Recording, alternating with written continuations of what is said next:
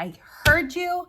Let's do this. You guys want to make a cover up just like the ones I wear all the time. Today I'm going to show you. Pattern I use for my cover ups is the summer cover up pattern from Patterns for Pirates. This pattern is 100% amazing. It's so beginner friendly. It's not even funny. And I'm going to sew most of it on my serger today. Now there's a few schools of thought around sewing your garment on a serger when it's not a stretchy knit fabric. So let's get down to the nitty gritty. My general rule of thumb is that I will typically sew a straight seam on my regular lock stitch sewing machine, and then I will finish the seam like along the raw edge with a serger. However, the main argument I think people have with not using a straight stitch when you're sewing a woven fabric, those 4 threads are chain stitched around your seam, which is not necessarily as strong as what a lock straight stitch would be. And I totally agree with that. For this project, I'm not putting any of those seams to the test. They are all going to be very flowy and loose, and I have zero problem just sewing the seams with a serger on this project. If you don't have a serger, that's totally fine. Sew them with your straight stitch sewing machine and then finish the edge with a zigzag or an overlock stitch. It's your prerogative. I'm going to use my serger to sew this project because that feels good to me. You do whatever feels good to you. It's totally fine. So let's get into it.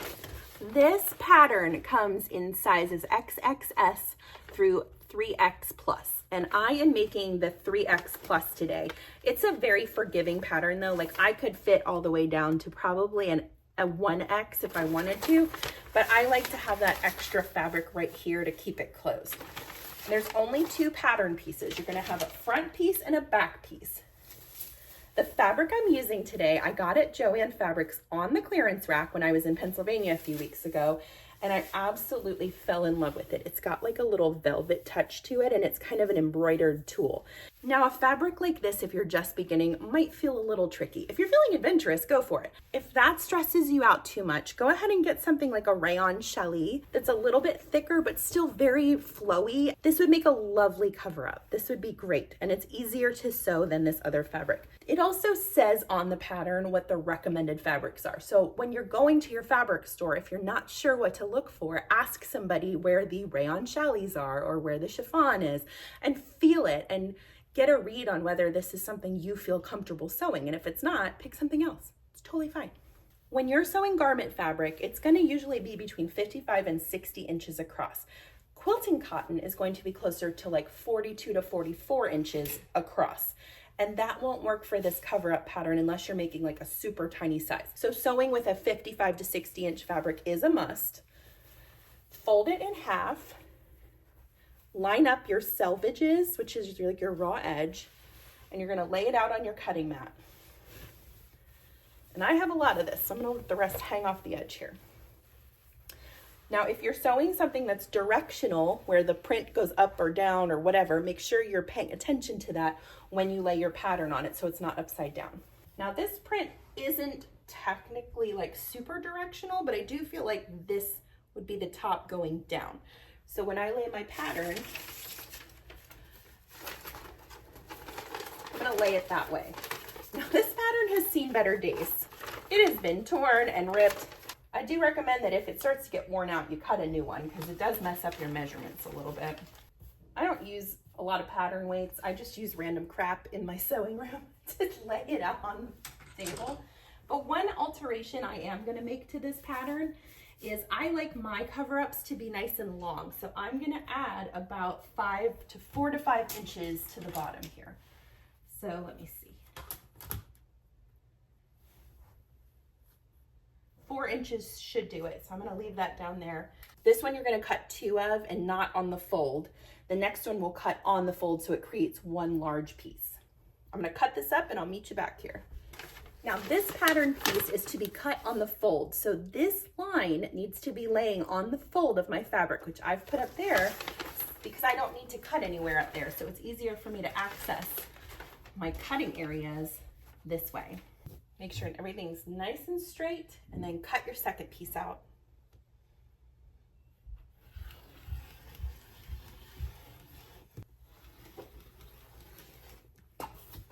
Now that you've got your pieces cut out, I want you to lay your back piece flat on the table.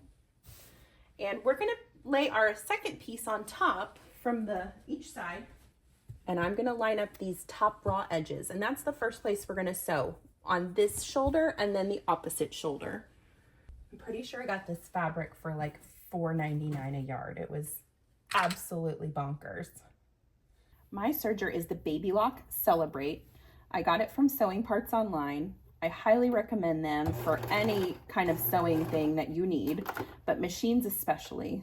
They really know how to direct you to what you're looking for if you're not quite sure yourself. I'm going to serge this with a 1/2 inch seam allowance, and it's actually, since it's a serger, it's got these knives right here that are cutting my fabric as I go, which helps create a nice, clean, even edge.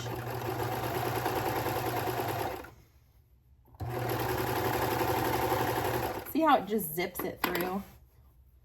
I really do love sergers. I highly recommend them if you're ready to take that next step in your sewing journey. They're a little bit of an investment, but you will never look back once you get one.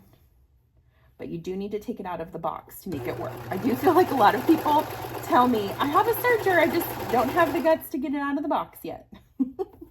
You can do it.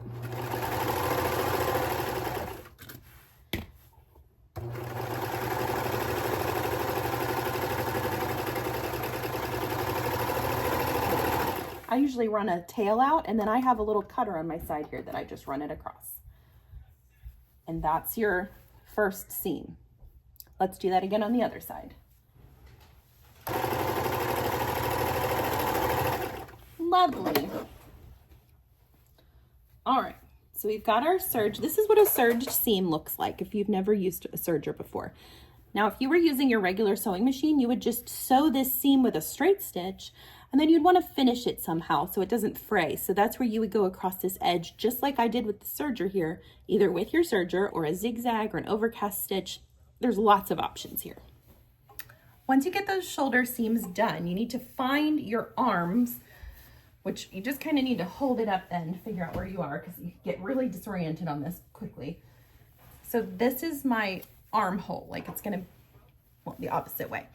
What I need to do is finish this somehow. So if you want to just hem it, you can, or if you want to add a piece of trim to make it a little bit fancy, you can do that as well.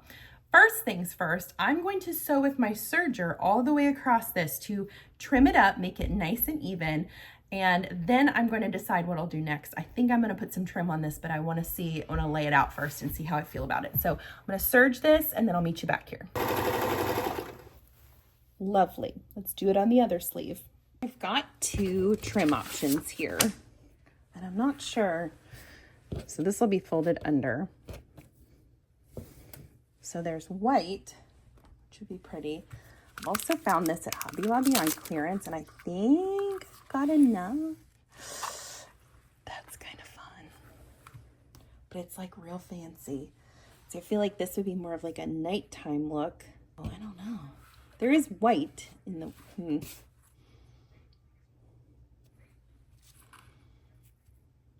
I think it's got to be gold.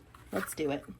You know, this might sound crazy, but another thing that you could do, now this one doesn't really match, but I picked up this blanket binding at Hobby Lobby on super clearance, and technically you could lay this on here and serge it right there, and that would just finish the seam, and that would be kind of a fun edge to your sleeves as well. So like, don't think of blanket binding as just for blankets. You could use it as trim on your shirt. I'm going to use this gold thread because I feel like it blends in pretty well, and we'll see how this goes.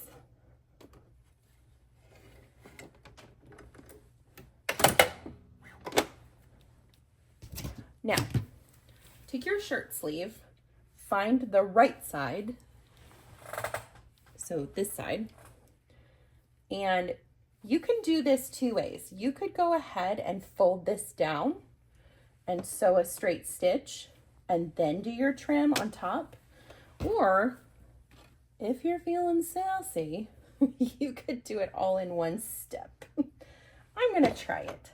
So I'm going to fold that under at 1/4 of an inch and lay my trim on top. This might end badly. Find the right side of my trim. I always feel like that's the hardest part, is finding which side. And sometimes it doesn't have a right side. I kind of feel like this is the right side. I'm going to give myself some leeway here. And I'm just laying it on there about 1/4 of an inch. I'm going to sew right in this area here to give it something to grab onto. And this takes practice, you guys. So if it's easier for you to go ahead and sew the seam first, do that.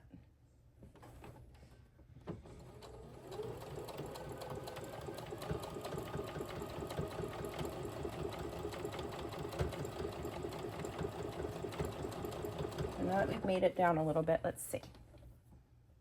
Oh, it's looking good. This is going to be a fancy cover-up. This would be something you could wear with like a really pretty dress, like plain dress underneath, or even like a pair of like linen pants with a cute tank underneath and then a nice flowy. Like this would be the statement. So you'd want everything else to be probably a little bit muted. And that can go like flipsy flopsy. So if you want to make a more muted like cover up, you could do that and then wear a dressier dress underneath it. Something with more of a pattern. The cool part is you're in control of your destiny, so you can do literally whatever you want.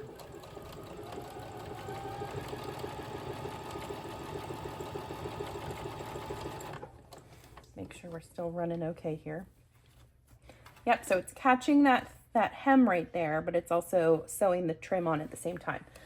Like I said, you don't have to do this all in one step. I just like to save time. And once you get more comfortable with your sewing machine and your abilities, you'll be able to do this like it's nothing. And again, this is for me. So if I was sewing this for like a customer, I would absolutely take the extra time to lay out that seam first and then put the trim on top. But since it's just for me, I'm not that worried about it. There's definitely a difference between sewing for yourself and sewing for a customer. Make sure you backstitch at the end and then take a look at your work. Okay, that was so the right choice. I love it. And we're going to repeat that whole process on the other sleeve. That turned out swimmingly. I love this trim. I just like, whenever I see trim in the clearance pile, I don't even have a project in mind. I still buy it if it's a color that I like even remotely. And that, yeah, that was meant to be. Okay, so the next step, you can kind of see where we're going with this. And the next logical, so cute. The next step is we're gonna sew these side seams down, okay? So take it and put the right sides together. So here's my shoulder seam, that's gonna be at my top. Match up these underarm seams, and you wanna clip it all the way down. Serging is stopping and going. It's not like one long stream of stitches where you keep your foot down, pedal to the metal. You're gonna stop every few inches and sort of reestablish where you're going.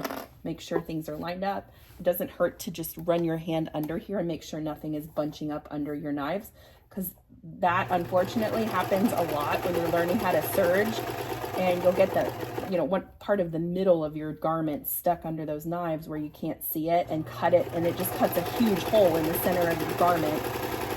And that really is frustrating to try and fix. So make sure you're checking underneath that you don't have any fabric from other parts of your garment bunching up under your knives, because they'll cut anything that you put under there. They're hungry for fabric. And if it does happen, listen, we've all done it. So don't feel like you're the only one in the whole world this ever happened to. We have all sat and cried over beautiful fabric that we accidentally serged through by accident.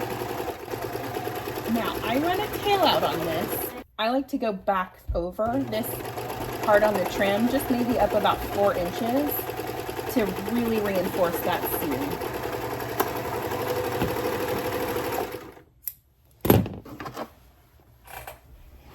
When I finish a serged seam on something that is like the bottom of a sleeve or where I'm not going to serge over it anymore in the project to lock it in, I leave a tail. And the reason I do that is I'm going to take a large-eyed embroidery needle and I'm going to thread all that thread through there and I'm going to sew it back into my stitches.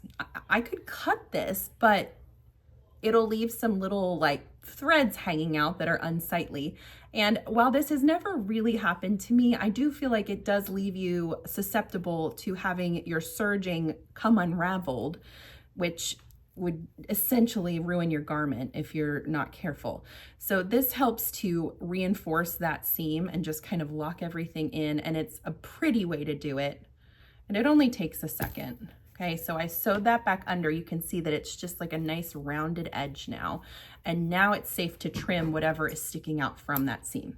Now that you've got your sleeves complete, and they're nice circles that you need to have a sleeve, it's time to complete the center seam that goes down like the front of your body on both sides.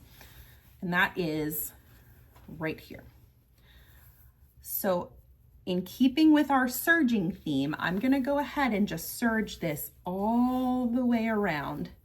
That's going to finish my edge so that I can then fold it in on the next step and sew it with my sewing machine. So let's serge it and then we'll sew it. Hopefully this video is helping clear up some of your questions, because I think a lot of people wonder, what even is a serger? And to explain it in real simple terms, these 4 threads with this machine are essentially knitting themselves around the edge of your fabric. So this is a very helpful tool when you're sewing knit fabrics, things that are stretchy, because it has give to it. When it's like, if you think of something that's been knit, it's usually gives, it has stretch, and that's what this does. What it's also doing is cutting your fabric as it goes. So you're creating a nice clean edge while overlocking or serging around the edge of your seams. So for knit fabrics, you could do this essentially only on your serger. For woven fabrics, it's technically recommended that you sew a straight stitch with your sewing machine and then serge around the edges to keep the fabric from fraying. But like I said, I'm not asking a lot of these seams. I'm not going to be pulling up against them. This is a very loose fitting garment, and I feel comfortable doing most of this on my serger to create my seams.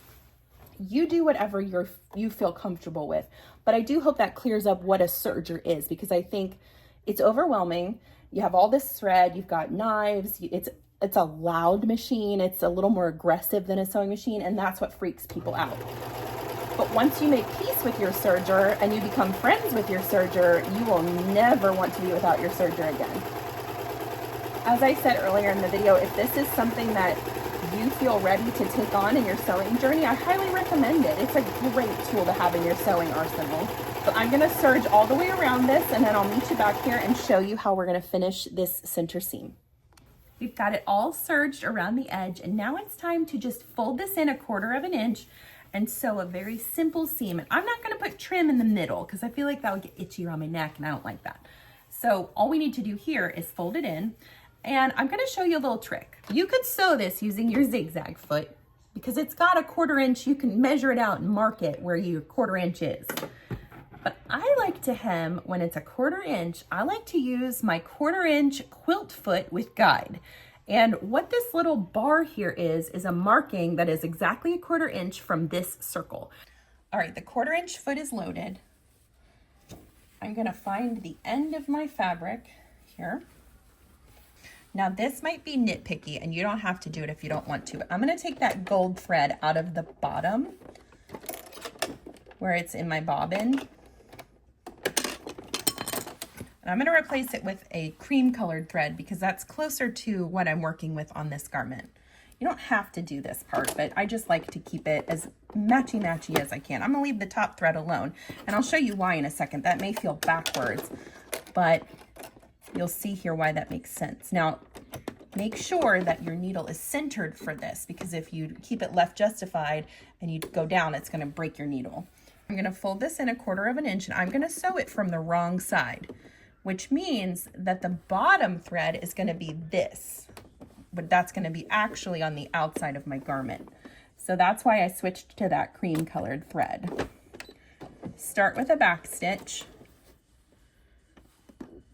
and start sewing. And you can just eyeball this. You could press it if you want, but when you're using these fussy fabrics, first of all, they don't iron well and they really don't hold a press to them. So doing it with this 1/4 inch foot is going to guarantee your measurement is accurate.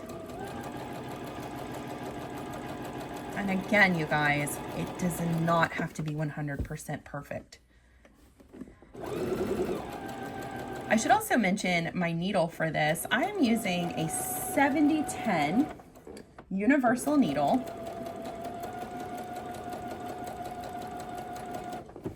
And it's working fine. You don't need a real big, thick shanked needle for this project. Your fabric is super thin. I'm at the part where I'm sewing around the curve of my neckline, and I want to touch base on this for just a second because as you're sewing curves, it can be tricky. What I like to do is when I'm in a very tight curve, I will put my finger on it and push it out just a little bit to my right. That is pushing it into the arc of the curve, and that will help keep your fabrics straight as they go through under the needle. And you're just doing a little bit at a time. So don't focus on what's happening down here. Focus what's 2 inches from your needle and accomplish that, because the arc of the curve is going to change as you sew through. So as you can see, this is a tiny little section and then I've got a bunch here. So that's not how I want to do that. I'm going to take a second, give it the 1/4 inch that it's supposed to have. Once I get it mocked up where nothing is underneath that fold, I'm going to sew just that section and focus on that. And I'm going to stop, refold it so that it's nice and straight, and then keep going. And once you reach that second shoulder seam, then you're pretty much in the clear to go down the rest of the side of your garment, the front. I'm going to do that, and then we were going to sew the bottom hem and finish this cover up right on up. We've got that hem sewn. That 1/4 inch foot really is a game changer. I really recommend that you get one and try it. I love the way that it works. It just helps me keep a nice, accurate hem. All right, at this point, you want to try the garment on, because what we're going to look at now is how it's hanging on your body and if you need to make any adjustments. So is it too long? Is it not long enough? If that's the case, not long enough, you could always add a piece of trim to the bottom to help out. I think this might be a little longer than I was hoping that it would be. So I think I'm going to take a little length of it off, maybe 2 inches. What do y'all think? Well, you're not here to tell me. I don't want it to look too crazy long. So I think I'm going to cut 2 inches off the bottom here, and then we will finish it up. Okay, I've trimmed actually 3 inches off. So I should say there are 3 different lengths to this pattern, I believe, or 2. I did the robe length. I like things long. And I added length to it, first of all, because I'm tall, and second of all, I've got a badonk. So it takes up some fabric. But now I've got it to a length that I like. So I could put trim on this that matches my sleeves, but I think that would be overkill. So I'm actually going to do the exact same process that I did for the inside seams on the bottom hem. So I'm going to take it to my serger, serge across the bottom, and then we're going to go back to the machine and do that 1/4 inch hem foot, and then literally this is done. I cannot tell you how beginner friendly this project is. It's very simple, especially if you're a beginner. This one doesn't require a real crazy fit check on it. Like, it's not something that you absolutely have to keep tailoring down. It's supposed to be flowy and liquidy and pretty, and that's why this is so great for somebody who's just starting out. Let's go to the serger. Let's finish this up. All serged and ready to hem. I'm still using that 1/4 inch hem foot with guide because it's just so good for this part of the project. Lay your project pretty side down and fold that hem up 1/4 inch.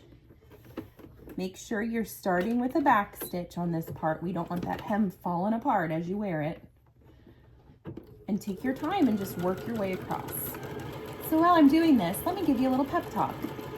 Garments are achievable. This is something you absolutely can do. What I need you to remember while sewing it, if this is your first time making a garment, is first of all to be nice to yourself. This is something you're brand new at. You're not going to be perfect at it right off the bat, but every mistake you make is a learning opportunity. This is not something that you will become amazing at overnight. I've been sewing 25 years and I make mistakes all the time. We are growing and learning and changing, and I am super proud of you for just trying something outside of your comfort zone. Now, with that said, I would say if you want to try a fabric like that's a little fancy, because let's be honest, it's not fun to make something out of just plain old like black or whatever, gray. Maybe that is interesting to you. But if you want to make something that is a bit of a statement piece, make sure you're checking online fabric companies for their clearance sales.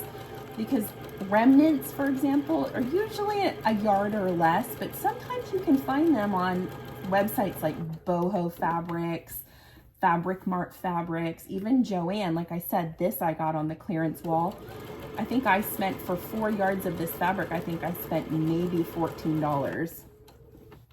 That way, if you do sew it and you're still learning and you're not, 100% like ready to wear it out in the world because it's not quite what you were hoping for, it gives you, practice with those fabrics where you're not spending a lot of money and feeling like that you made an investment and that you got no return on it.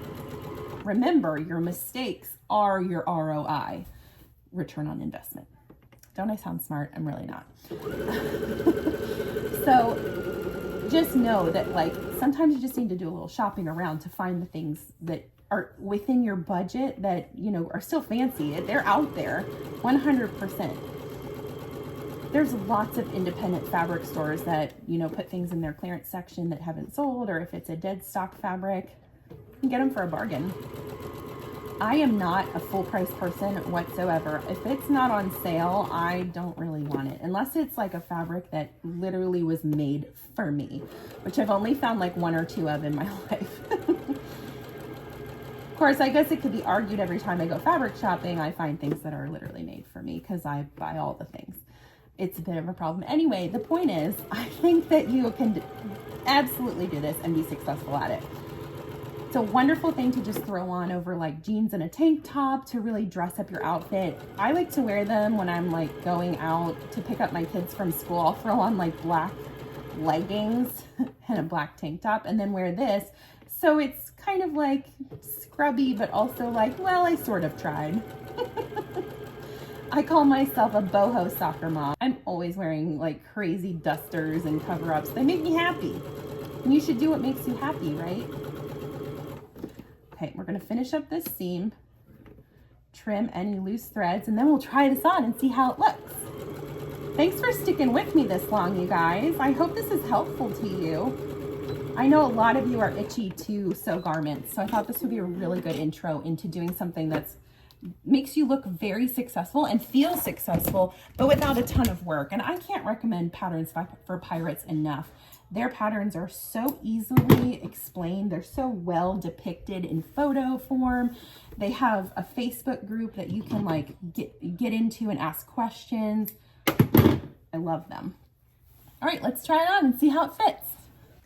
I can already feel like a nice breeze coming through this embroidered tulle. Look how beautiful this just spices up an outfit. Like this just makes it look immediately more romantic and just flowy and girly. I love it. So there you have it, this summer cover up by Patterns for Pirates. I hope that you were able to follow along with this. If you have questions or if I missed something that covered that's like a really important part of this project, let me know in the comments. I appreciate all of your feedback and I appreciate you just taking a chance and trying something different. This is 100% something you can sew.